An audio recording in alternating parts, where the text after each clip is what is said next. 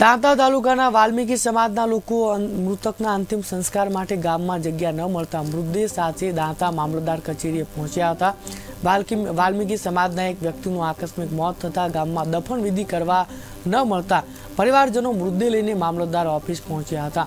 સોમવારે રાત્રે ગામના એક વ્યક્તિનું મોત થતાં ગ્રામજનો સવારે ગામમાં દફન વિધિ કરવા પહોંચ્યા હતા।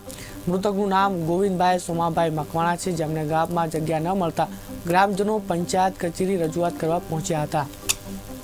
ભત્રીજો ઓફ થઈ ગયો છે, પણ આજકાલ કરતા અમને પંચાયત ઓફિસના અંદર અમે બધી જગ્યાએ રખડી અને પંચાયત ઓફિસ રખડતા અમે દોતા આવ્યા છીએ।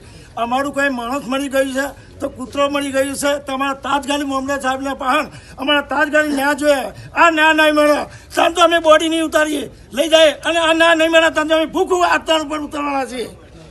રોજ દાંતા તાલુકાના નવાવાસ ગામમાંથી ફોન આવ્યો કે સરદારભાઈ સવારના વાલ્મીકી સમાજના આપણા ભાઈની ડેડ બોડી અહીંયા એક્સપાયર થઈ ગયા હતા કુદરતી અકસ્માતમાં, બરાબર। તો ગામની અંદર વાલ્મીકી સમાજના સ્મશાન માટે અમે તલાટીને સરપંચને રજૂઆત કરી, અવારનવાર પણ રજૂઆત કરતા હતા, પણ આખરે આજ રોજ એમને ડેડ બોડી અહીંયા લાવવાની ફરજ પડી। કેમ?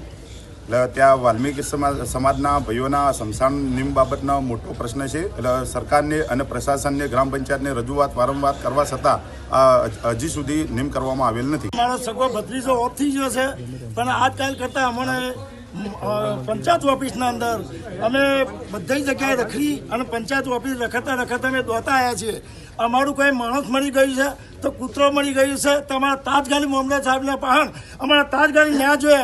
આ ન્યા નહીં મળે ત્યાં તો અમે બોડી નહીં ઉતારીએ લઈ જાય, અને આ ન્યા નહીં મળે ત્યાં તો અમે ભૂખ આત્મા ઉપર ઉતારવાના છીએ। રોજ દાંતા તાલુકાના નવાવાસ ગામમાંથી ફોન આવ્યો કે સરદારભાઈ સવારના વાલ્મીકી સમાજના આપણા ભાઈની ડેડ બોડી અહીંયા એક્સપાયર થઈ ગયા હતા કુદરતી અકસ્માતમાં, બરાબર। તો ગામની અંદર વાલ્મીકી સમાજના સ્મશાન માટે અમે તલાટીને સરપંચને રજૂઆત કરી, અવારનવાર પણ